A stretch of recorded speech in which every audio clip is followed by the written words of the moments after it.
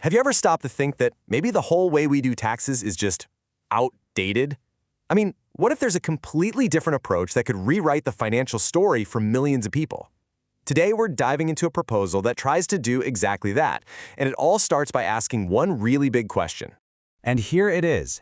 Is there already enough money floating around in the system to give a major tax cut to more than 100 million Americans? Now, what's so interesting is that the source we're explaining today doesn't treat this like a political debate. Instead, it treats it like a massive math problem. The idea is the money for a huge tax cut is already there. We just need to find it. So let's follow the numbers.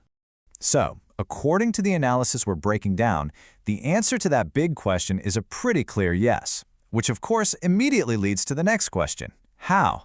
I mean, where would that money even come from? Well, the proposal's funding rests on two main pillars. And this is important. This isn't about raising your existing taxes or cutting popular programs. It's about creating two entirely new streams of revenue. Here they are. On one hand, you have revenue from U.S. tariffs, which the source identifies as a pretty consistent source of income.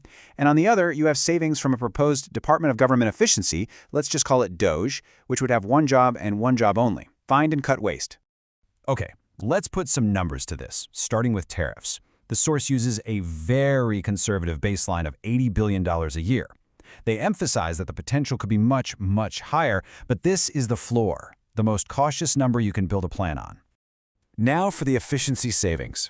Again, the analysis uses a cautious estimate, projecting that at least $20 billion a year can be saved by that new department. So there we have it, our two conservative numbers. And when you put those two conservative baselines together, what do you get? $100 billion, a new annual pool of money that's the foundation of the entire idea. The big question is, what do you build on top of it? And that brings us right to the core of the proposal. This is where we see how that $100 billion a year gets translated from a number on a spreadsheet into a policy that could directly impact people's paychecks. The proposal is actually pretty simple. Create a no-tax zone. It would eliminate all federal income tax on the first $60,000 a person earns. So, if you make $60,000 or less, your federal income tax bill would drop to zero. If you make more, you simply don't pay any federal tax on that first $60,000. And the scale of this is just staggering. This wouldn't be a niche policy for a small group. We're talking about nearly 2/3 of the entire American workforce seeing a direct benefit. This is a proposal aimed squarely at the vast majority of working people. And to put a hard number on that percentage, that's over 100 million Americans.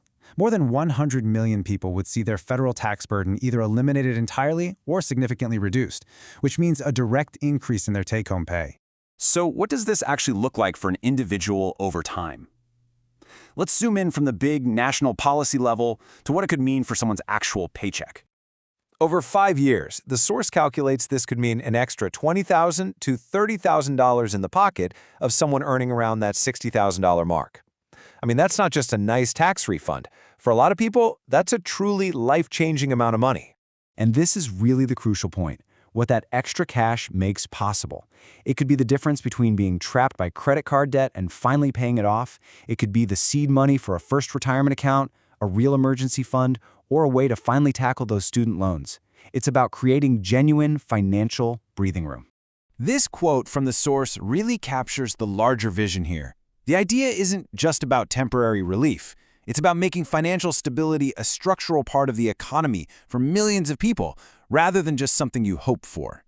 But okay, what about the risks? What if there are unforeseen consequences? This is where the proposal takes a really interesting turn. It's not designed to be a permanent, irreversible law, but rather a massive, data-driven national experiment. The structure is pretty straightforward. The policy would begin in 2026. For 5 years, all the key economic data, like spending, debt, and inflation, would be closely tracked. Then, in 2031, everything would stop for a mandatory, built-in review. This accountability loop is really the core of the experiment. Step 1, launch. Step 2, track the real-world results. Step 3, review the data. And Step 4, the most important one, is decide. The voters themselves would get to determine whether to renew, modify, or end the policy, based on 5 years of evidence, not just theory. And this slide shows how flexible the plan is. What if those conservative funding estimates turn out to be too low? If the new revenue streams bring in more than $100 billion, the framework is designed to scale. As you can see here, the tax relief could be expanded further up the income ladder, extending the benefits without having to design a whole new policy from scratch. And that's really the ultimate takeaway. The core idea is to move beyond the usual debates and just test a new model. It's an attempt to put a big idea into the real world and let the data decide if it actually works. Which brings us to a final, pretty provocative question. In a time where policies can often feel set in stone, maybe the boldest move isn't the policy itself, but how it's designed. Is it possible the most innovative idea is one that has a built-in off-ramp and actually has to prove its worth to survive? It's something to think about.